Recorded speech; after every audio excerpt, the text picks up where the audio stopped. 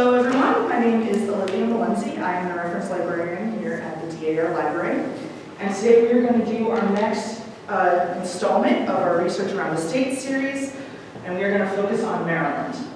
If anyone has any questions afterwards, that's my email address, and then the general library inbox. If you're trying to avoid me, it's not going to work. I watch both of them. So, Maryland has several nicknames.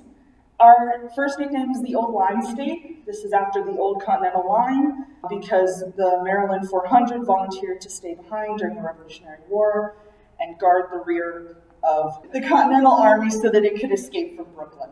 So the few gentlemen that survived that and stayed in the Army are known as the Old Line. This is also where we get the phrase Maryland holds the line, if you've ever heard that. We're also known as the Free State, originally because we abolished slavery in our state constitution.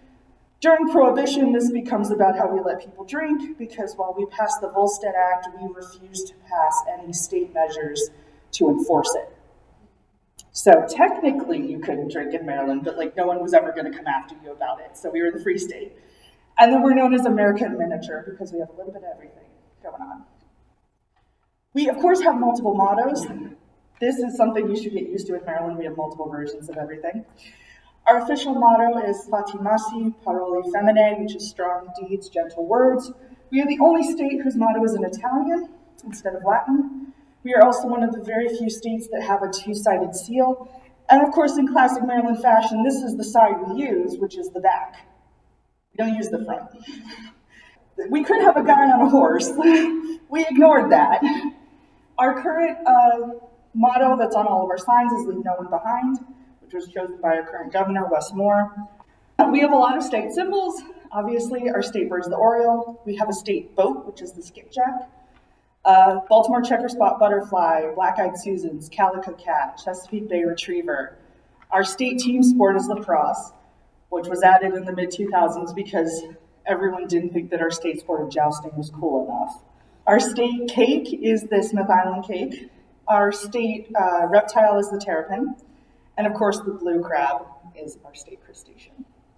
Why are we obsessed with our flag? This is the first question I thought of. I'm, of course, wearing our flag. It is the only flag that's based on a heraldic symbol. It's based on the heraldry of Calvert, Lord Baltimore, who got the original land grant for the state. It's a mixture of the Calvert family, which is the yellow and black part, that's his dad, and the Crossland side, which is his mama. We are the only flag that has an official finial, which is the thing that goes on top of a flagpole. So if you don't have that, it's not a real Maryland flag, which is why the library has that on it. During the Civil War, Maryland was split on both sides, and they literally split the flag. And so this flag being used now is a reunification. It's a sign of Maryland coming back together. And that's why the state legislature chose this as their final flag version. Now we're back in it together as one state. We have several First Nations that live in Maryland or came through Maryland. Maryland is really a transit state. We don't have a lot of groups that stayed here for a long time. We have more people who got pushed out of other places and came through.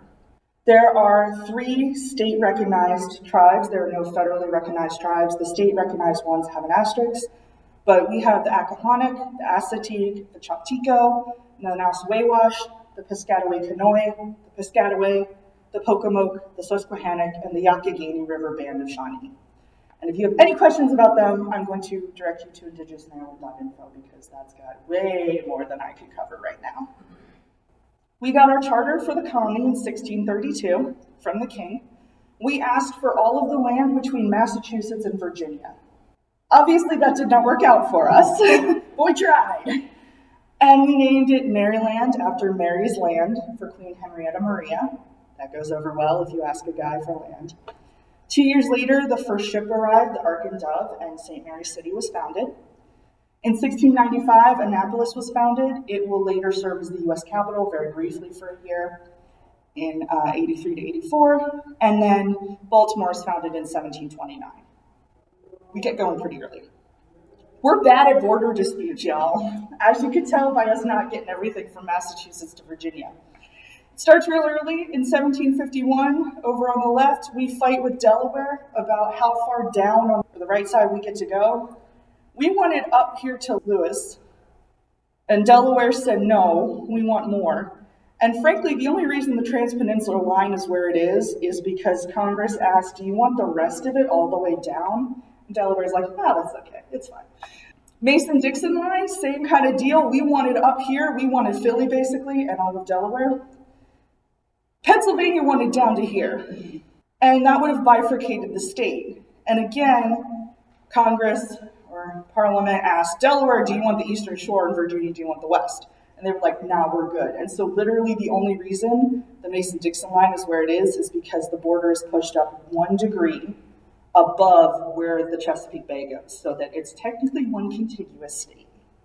Then there's the wedge, which is the issue with Delaware, Maryland, and Pennsylvania, this corner, because as you probably know, Delaware has that weird curve at the top. It was supposed to be a circle 12 miles out from their capital, which means that they should get this little tiny spit of land that's in Maryland. This didn't get settled till 2008. And I remember when this got settled, because I lived in Maryland, and they were like, finally, we've decided this. It's been, literally 400 years. But this is the state we ended up with. This is the colony of Maryland on the eve of the Revolutionary War. Everything that's in yellow here is traditionally called the Eastern Shore, so if you're ever wondering where the Eastern Shore of Maryland is, obviously it's outside of Chesapeake. Frederick County is about the western third of the state for most of the beginning. In 1791, we lose the District of Columbia. It comes out of Montgomery and Prince George's County. But weirdly, we keep Georgetown, which is the red part highlighted. It makes no sense. It doesn't line up with Maryland, but that's the part we want. We keep Georgetown as part of Montgomery County until 1801. And then for another weird 70 years, it's referred to as Georgetown, Washington County, D.C. Why we do these things, I don't know, but we really wanted that neighborhood. In 1851, Baltimore City splits off from Baltimore County. There are very few independent cities in Maryland. If you're from Virginia, that's different. Baltimore is really the only one that is officially an independent city. And in 1872, we get Garrett County out of Allegheny. That's in the extreme west. After this, there's like minor border movements, but basically it's set. Mostly it's Baltimore City getting bigger. And that's how we end up with the map you see today.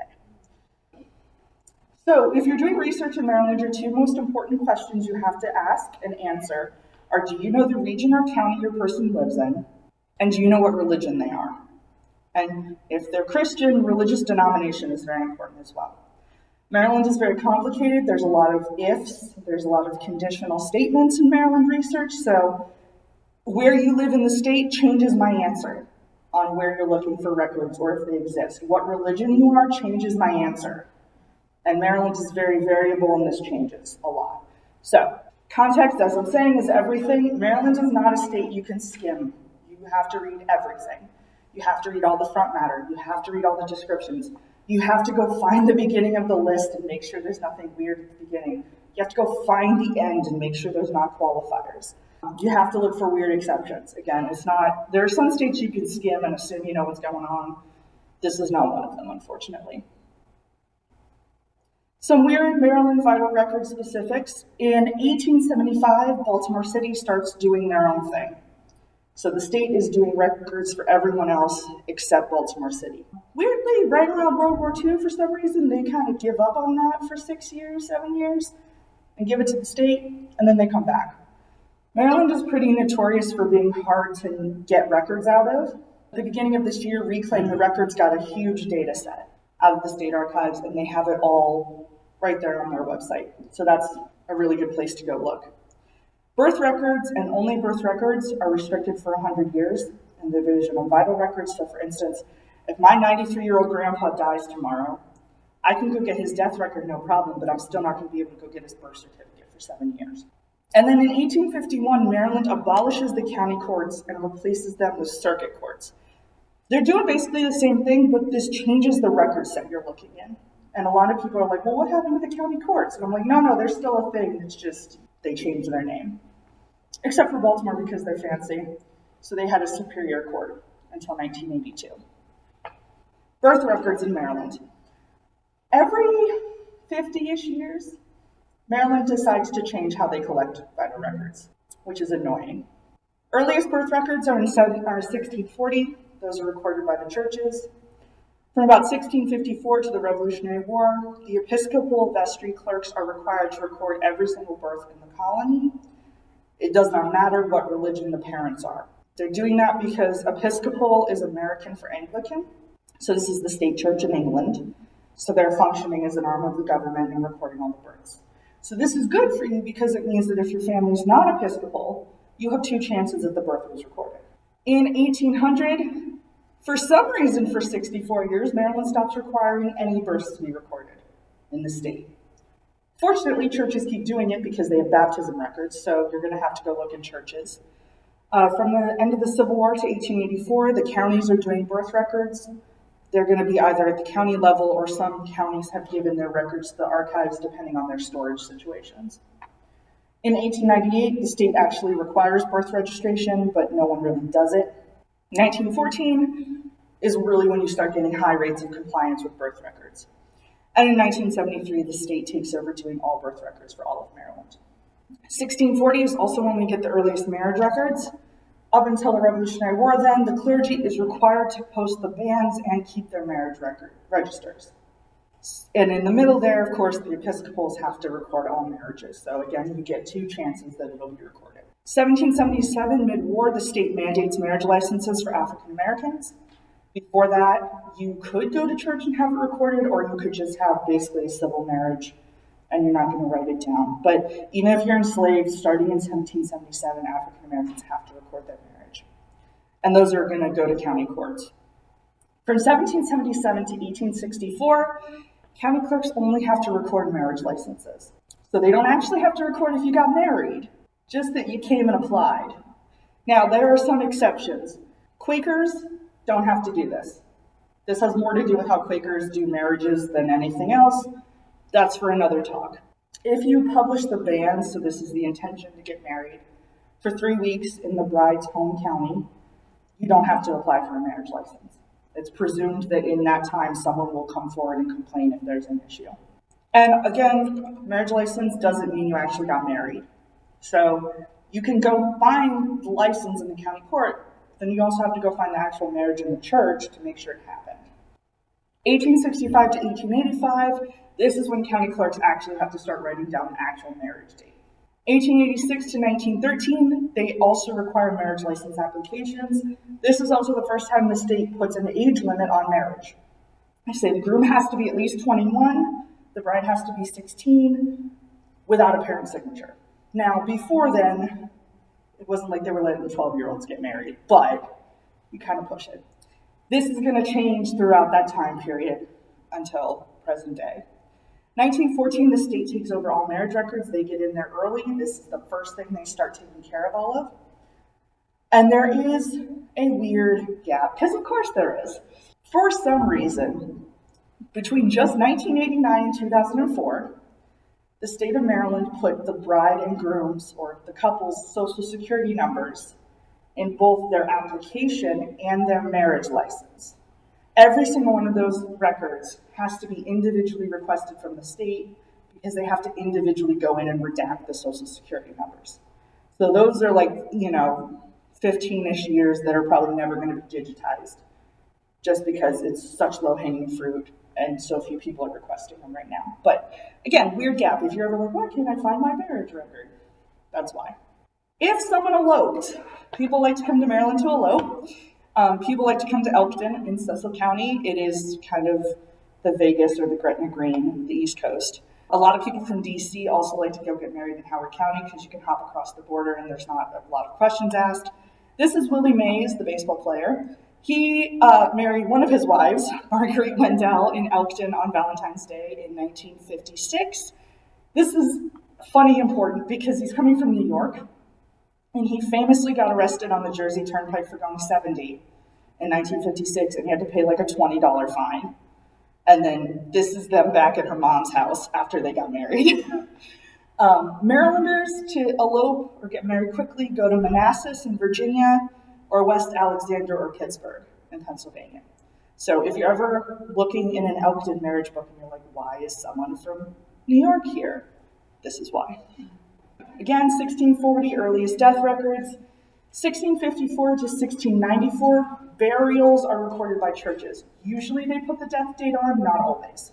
There are some county court records, but they're only for Somerset, Charles, and Talbot counties. No other counties have courts really yet. Again, 1695, Episcopal Church is recording the deaths, and up until 1864, only churches are recording deaths. 1865 to 84, again, the courts are required to record deaths, but no one's really doing it. 1898 is when they start doing it. Baltimore's doing its own thing until 1972.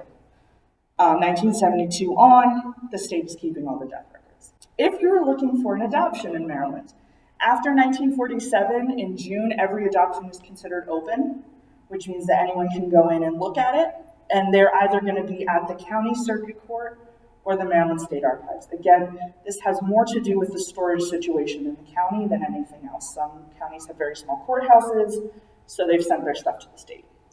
Now, there is an exception. The file can be sealed at the request of the adoptee. So the kid, not the parent, not the adoptive parent, not anyone else. It has to be the kid who requests this. All of the adoptions after June 1947 are sealed automatically. It doesn't matter if the person's alive or not.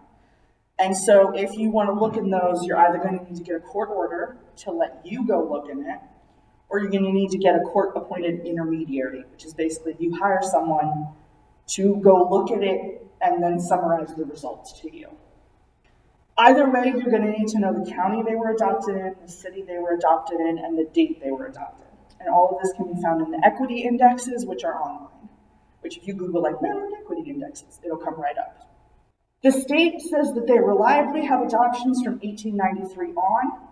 So before that, you're going to have to look at the county, you're going to have to be looking at churches, and you're going to have to be looking at local orphanages. So this is a picture of a local orphanage from Frederick. It's the Lotz Female Orphan Home. There was a boys' home across the street, so I think the little kid sitting at the table is someone's brother who's come over for a snack. And if you are looking for a local orphanage like this, in a census or something, you're not sure if you found it, you're going to want to look for large groups of kids, not a lot of parents or adults. They're going to probably be referred to as inmates, residents, or wards, instead of like daughter, son, stuff like that. Military records. In the Colonial Wars, so this is everything through French and Indian, we've got local units, not British Army units. Maryland is not really like sending guys over to London to join the Royal Fusiliers and having them come back all fancy. If you're looking for service, it's going to be mostly in the western part of the state while we're trying to fight along the Appalachians with native peoples for that land. So muster rolls for Fort Cumberland. You're going to also look at Murtry June Clark's books, Colonial Soldiers of the South. Henry C. Pettin's book, Marylanders and Delawareans in French and Indian War is great as a finding aid, but make sure you go look at the original source, because he has a tendency to not read the front matter and just add people to lists. So you have to go double check that he didn't, add a deserter to his book, which he's done. If you want to see the actual cursive, the actual contemporary record, the State Archive has that for you. And key locations that show you might be in Maryland during this time: Fort Cumberland, Braddock's Road or Braddock's Gap, and Fort Frederick. During the American Revolution, Maryland fields 7 battalions. We also send guys into an 8th battalion, which is known as the German Battalion. This is in the Continental Line. It's made up of guys, as you might expect, who speak mostly German. So they come from up and down the colonies, and they put them together because there's a language issue. 4 of those battalions are in flying camps. A flying camp is basically conceptually what we would call like the National Guard now, where you are being kind of held in reserve, and if someone needs help, suddenly you are sent to go back them up. This can be dangerous because a lot of people like to say, oh, my guy was in a flying camp, and that's why he just shows up places. And sometimes that's true, and sometimes it's not. So again, you have to, read the back matter, make sure you know whether or not that unit needed help. Militia records exist for most counties. Some of them are spotty, but you're probably going to be okay there. One of our claims to fame is on October 19, 1774. Marylanders burned the Peggy Stewart in Annapolis because it was full of tea. So we have the first tea party. It's a week before the Edenton Tea Party. It's about 2 months before the Boston Tea Party. And this is a picture of the Peggy Stewart being burned. We have August 27th to 29th, the Battle of Brooklyn in 1776. This is when the Maryland Line, the Maryland 400 do their thing, and they are guarding the retreat of the Continental Army. So George Washington has to get the entire Continental Army off of Brooklyn onto Manhattan, which is also an island at this point, and basically just keep running because he's being surrounded by the British. So 400 soldiers from Maryland volunteer to stay behind, and in 1 hour, they do between 4 and 6 charges, 400 men, across the river, through a marsh, up a hill, towards a defended position by the crack British and German soldiers. Famously, George Washington allegedly said, as he looks back and watches these guys getting destroyed, "Oh, what brave men I must lose today." Of those 400 guys, 256 die, over 100 are captured. There are some reports of literally like 3 guys come back from this. And the last charge is actually not really an attack. It's because they refused, a lot of them, to surrender to the British. So what they're trying to do is charge and break through the British so they can surrender to the Hessians that are just beyond them. And they do. There's one report of this British guy that was like, I mean, they were dead, but like what? And then they were like, no, bye. I'm talking to him. I'm not surrendering to you. Again, this is another place where people like to say, oh, my relative was in the Maryland 400, my relative was in the Maryland 400. Probably, maybe, but like, again, it's one of those things that everyone wants to say their family did. So, and we know pretty much who the Maryland 400 are. Like, we have really good data on that. In 1777, Maryland raises its first Loyalist regiment. For that reason, that is also the year the oath of fidelity and support is required to the state. And that is when they start building the Hessian barracks in Frederick. So basically, there are so many Hessian POWs, they kind of put them in Western Maryland and they have them build their own POW camp. And they stay there for about 3 years. A lot of them end up actually staying and marrying into families because there's a lot of German families out there. Sources, Clements and Wright, Maryland Militia.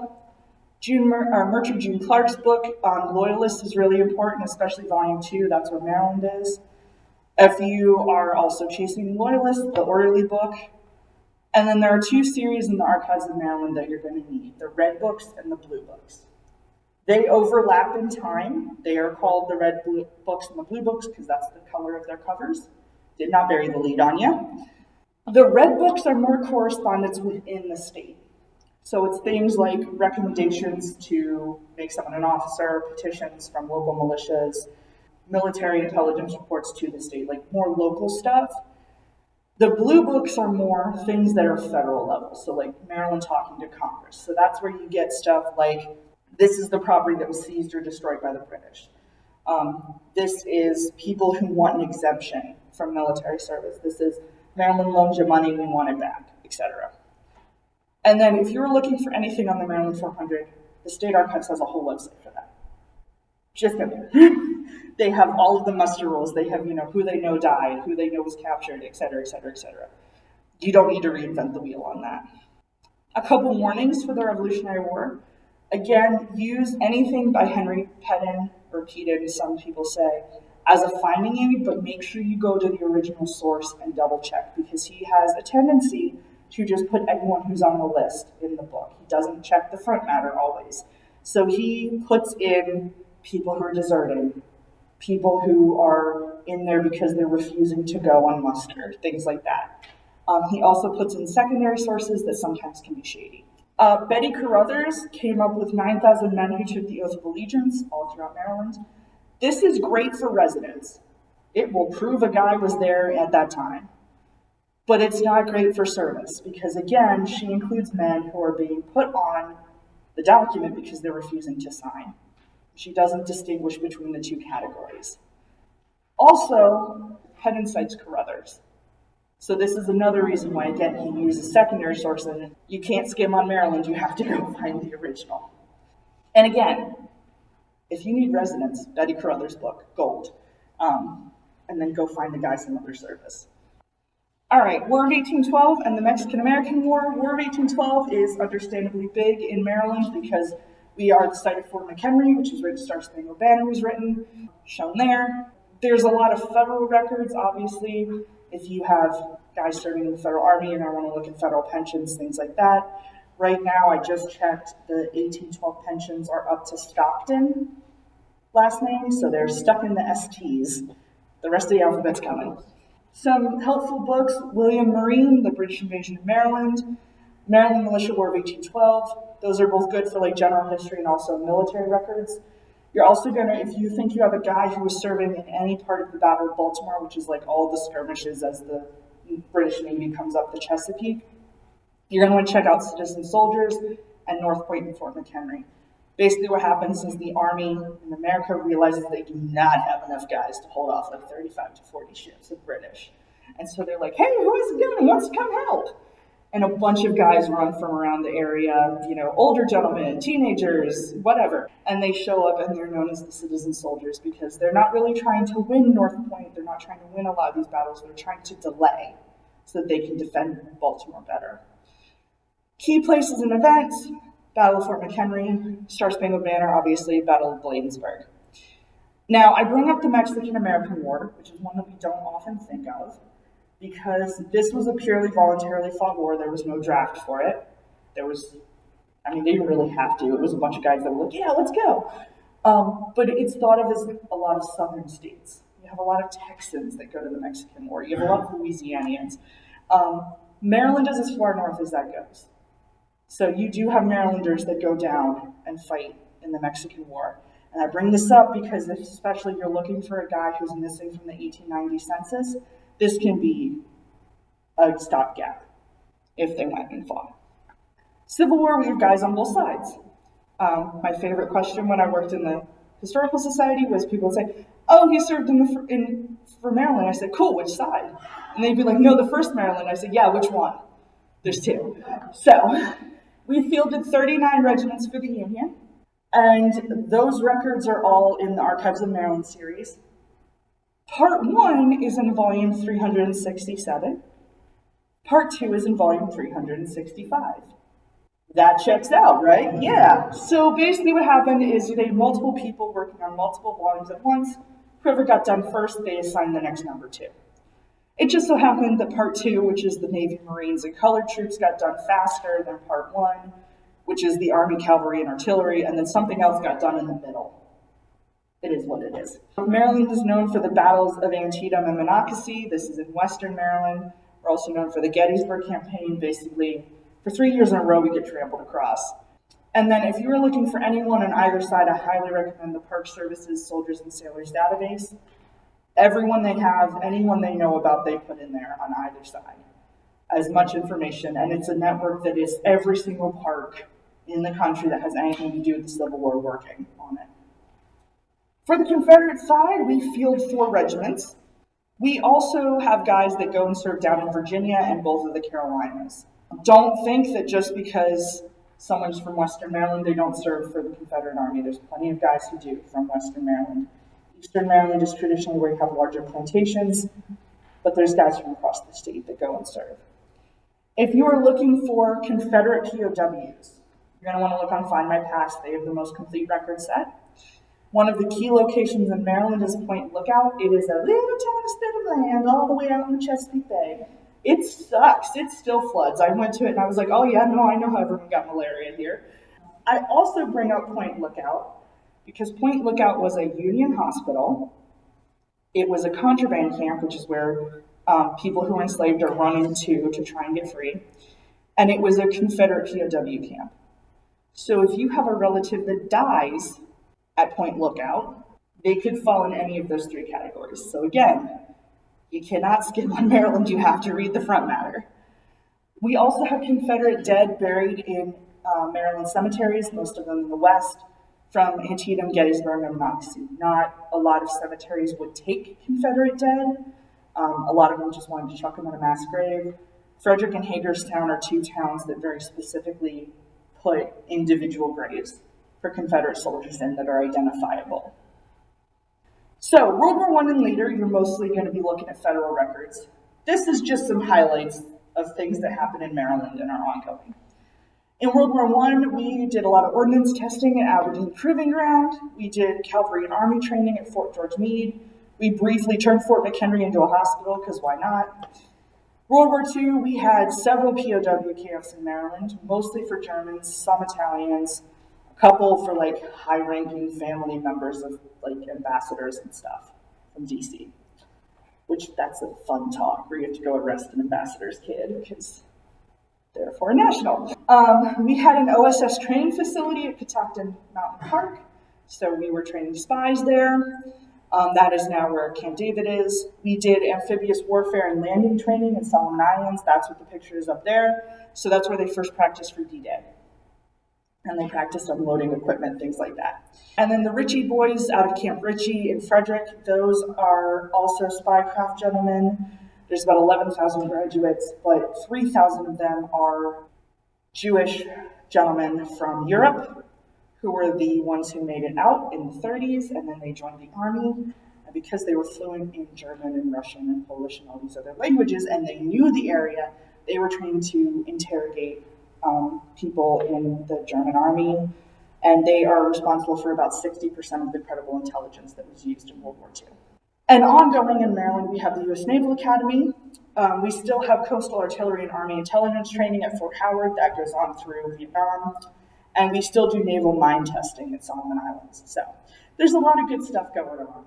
Maryland is fun if you look into the military history. Immigration records. Maryland gets a lot of indentured servants and convicts. A lot of people think of Georgia as the place that gets a lot of these convicts. Maryland gets them very early, and then kind of when we start becoming a respectable state, we're like, you need to send them somewhere else, and they kind of end up in Georgia. Maryland also has Baltimore as a very large center for immigrants. This is especially true before Ellis Island really gets going. And they also have people coming basically that land in Philadelphia and immediately come down. So you got to watch both those ports. Other ports in Maryland with immigration records are Annapolis, Havre de Grace, and Piney Point. Those are smaller as you go on, but they do have some. Our large immigrant groups are Germans, the English, and then the Scots, or the Scots-Irish. Other respectably sized immigration groups are Poles, Lithuanians, Greeks, Jewish communities from Germany, Poland, and Russia. We have a lot of Czechs, Italians, and Irish individuals coming. If you are leaving Maryland, a lot of people stop in on Maryland and then immediately go west. Maryland has a lot of great farmland, but by the 1800s, it's kind of filling up. A lot of people from Maryland go to the Carolinas, Kentucky, Ohio, Tennessee, or Indiana. Some of that's for bounty land from the wars. Some of that is just because like that's the first jump you can kind of make into the quote wilderness. All of the normal sources apply to Maryland, like passenger lists, things like that. These are just a couple special ones. Always check court and land records for both the beginning and end of indentures and for a list of convicts that are transported. Because even if you sign an agreement in England that says you will be indentured to someone for 7 years, they re-record it in Maryland because they're like, well, Bill died on the boat, so like we should make a note of that. So they redo it in Maryland. So when you arrive, you'll say, you know, like, oh, Jane is gonna work over here for 7 years to earn this land or whatever. And they also have to re-record when it's over. So that's a good way to kind of bracket. Also, if someone dies during an indenture, you have to report that to the state. Usually there's an inquest, not always. If you're looking really early, Dr. Carson Gibb did the new early settlers of Maryland. More importantly, he just put it all online. So he created a database there. The King's passengers to Maryland and Virginia, that is a lot of lists of convicts that are being sent. It is a lot of several series that are in the archives. It is not all of it. So again, just because your guys are not in there, you may have to go take a trip to the archives, just to make sure. And then the Maryland Gazette, 1727 to 1761, I like because it has a lot of runaway ads for people trying to escape indentures or, you know, convict or camps or stuff like that. So that's always fun if you want the colorful description of your relatives. Slavery in Maryland. Maryland was a slave state through the Civil War. We were not impacted by the Emancipation Proclamation because we were not a state in rebellion. So it did not count. We had to choose to end slavery on our own. Our larger plantations tend to be in the Tidewater region, which is highlighted here in yellow. That does not mean that is the only place you're going to find enslaved populations. But if you're looking for like an entire family unit, if you're looking for someone who has like hundreds of enslaved people to work a farm, it's probably in the Tidewater. In 1634, the first people of color came to Maryland that were enslaved. Their names were Matthias de Souza and then Francisco. We unfortunately do not have his last name. They came with the first ship, Ark and Dove. So from day one, Maryland just had enslaved people in our state. By 1755, about 40% of the Maryland population is enslaved people of color. And, okay, no slavery is good. But Maryland kind of doesn't get around to like banning a lot of stuff until about 1832. And that's when they set a bunch of laws that say especially freedmen cannot vote, serve on juries, or hold public office, which implies that before then, they could do all those things. This is also when Maryland passes the first law that says a sheriff can re-enslave anyone, basically for whatever reason. If the official is, it doesn't appear to have a job, and that is up to artistic interpretation what that means. In 1864, of course, the state constitution banned slavery. Maryland's not covered by the Emancipation Proclamation. If you are looking for manumission records, for some reason, for about 40 years, from 1752 to 1796, Maryland only lets you manumit via deed. You can't just walk into a courthouse and be like, I have a manumission record to do. You can't, quote, buy your freedom. You have to literally go put it in the land records. This is a deed. Other places you might find these records, wills. Someone can be freed in a will. Chattel records, unfortunately. Chattel records are records of goods or material, and that was how people were being viewed at the time. Land records or straight up manumission records. You can see on the left an assortment of different counties, manumission records, manumission papers. Some people may also have a separate certificate of freedom. This is kind of the difference between like your college transcript and your college diploma, the manumission papers versus your certificate of freedom. A certificate of freedom is much easier to actually schlep around with you and show to anyone who has questions. Not all counties issued them. It kind of depended on like how big of an issue recapture of freed people was in the county. And by 1860, there are about 84,000 free blacks in Maryland. So again, a large population to consider. If you need more information on anything, any context, stuff like that, Maryland has two really great websites that they've done a lot of work on, the Maryland Slavery Commission and then the Maryland State Archives Legacy of Slavery in Maryland, and both of those, well, the Legacy of Slavery was created for the anniversary of the Civil War, so it's more recent research, a lot of good stuff covered. If you're trying to find a very specific plantation in Maryland, I recommend Kenneth Stamp's book, specifically Series D. So if you have like a weird family or a weird name and you're trying to figure out exactly where that is, he goes through and lists every plantation, all of its names, who all lived there, who all owned it, stuff like that. A helpful but gut-wrenching website is Last Seen, Finding Families After Slavery. This is a website full of ads that people put in the paper 1865 going forward looking for their family members. So it's stuff like, I last saw my son 10 years ago when he was 4, and this is what he looked like. Anyone got anything? Sometimes it works, sometimes it doesn't. The University of Maryland has a really great genealogy guide that covers general research, but also Maryland-specific research. DAR Library, which is in Baltimore, also has a really great guide on doing research on enslaved populations in Maryland. And just a couple quick things to remind y'all of. A lot of people think of the Freedmen's Bureau as a post-Civil War only thing. In Maryland, they started recording marriages in 1846. And they started back recording marriages in 1846. So that means even if you got married in like 1820, you didn't record it, it can be written down there. But again, Maryland in 1777 required African Americans to record marriages. So you can, again, have multiple places to look. And then the Maryland Colonization Society operates from 1827 to 1871. This is a movement that posited that freed people would be happier being mailed back to Africa, basically. Like, wouldn't it be nice if they just got to go back to their own kind?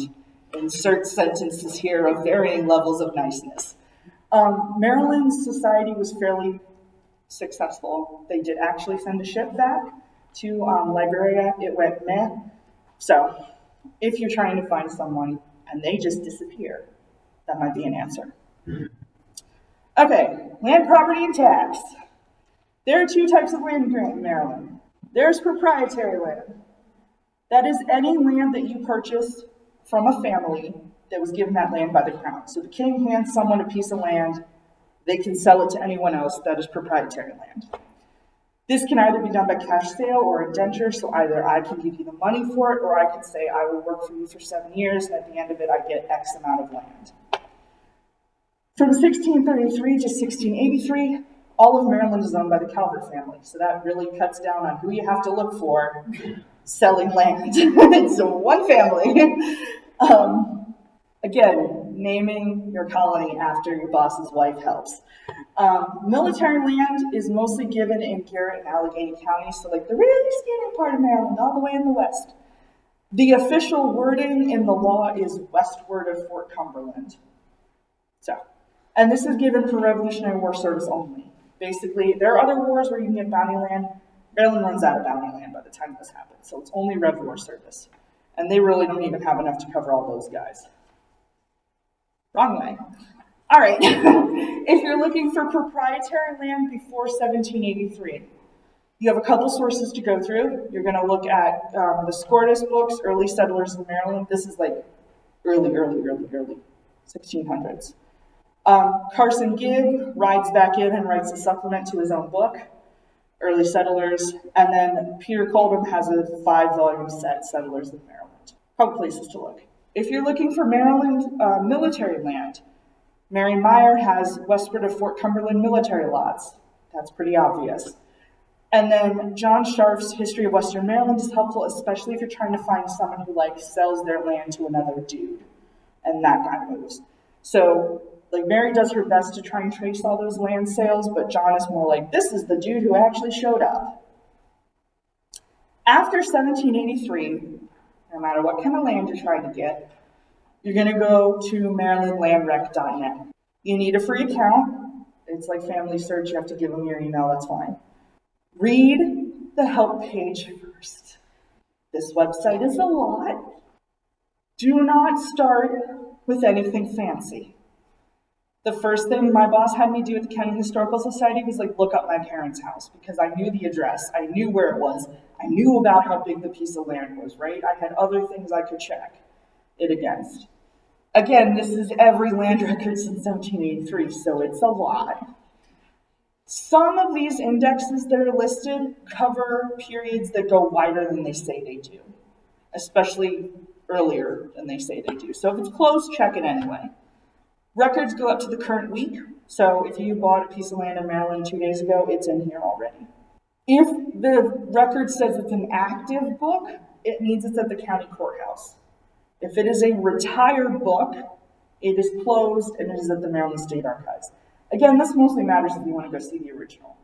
Now, I will say, sometimes books become active because, for instance, the county needs to scan a page for someone, so they request it from the archives and it gets mailed back. So the status can change every so often. The thing I like about Maryland is once you get in there, once you learn how to do this, it's very easy to trace records because they give you the previous land transaction. So for instance, this is a transaction that's happening in, I believe, the 1890s, and it says here in cursive that this is part of the land and premises conveyed to George Kephart, who currently owns it, by Samuel Mole, trustee, and John Mole in a deed dated April 5th, 1856. So not only does it tell you who this guy got the land from, it tells you when he got it, how he got it, how long he's held it. It will also go on later and be like, oh, and then he like built a house on it, or like the house was already here. So again, if you're trying to track it back, it's really easy because now you know, oh, okay, cool, I'll just go find the 1856 deed and keep going back. Now, the problem is Maryland doesn't do their land books chronologically. So a lot of other states do like book 1, 2, 3, 4, 5. Maryland doesn't do that. They do it by county and then by the clerk's initials. So the clerk of court who's writing it down. So for instance, this is a Baltimore County book. It's in Liber HMF, number 16, folio 479. So this is in Baltimore County Henry Mark French, or whoever he is, his 16th book that he did as a clerk of court on page 479. They try and do it two initials. If you have two guys with the same, they make a guy add a middle initial. That's how you know there's multiple guys with that name involved. And they have to add a third initial. This is where contacting the county helps, because I don't know who HMF is in Baltimore County. I do know who some of the guys are in Frederick County, because that's where I used to work, and I'd be like, oh, it's Bill, okay. And it freaks people out, because they're like, oh, it's Bill. Oh God, Bill's handwriting is awful. And they're like, why are you doing this? County Historical Society can help. All right, taxes. If you are doing anything pre-Revolutionary War, it's in the Calvert family papers, as you might expect, because they own everything. It's real patchy. They don't have all of them. They kind of don't take regular tax either, so it's patchy, but it's there. From 1778 to 1782, some counties are levying taxes for the war effort. Most of those count for service if you're doing the DAR Patriot. 1783 is the first all-state tax. Every single county levies a tax to pay for the war. Only Frederick County's is missing. Everyone else is fine. Frederick County's is missing. If you need any Revolutionary War record for taxes, the Maryland SAR has already lovingly digitized this for you. And that has their website. And it's everything. If their URL says 1783 tax list, it's all of them. So for instance, over here, you can see Frederick County 78 supply tax, 82 supply tax. So you have other options. Before the federal government gets involved in taxes, Maryland counties are split into hundreds. We don't know why they're called hundreds. The prevailing theory is that it's about 100 acres. And then you give it a fancy name. So, for instance, Steve lives in North Milford, Cecil County, Maryland. North Milford could be the town, it could be the 100. It could be both.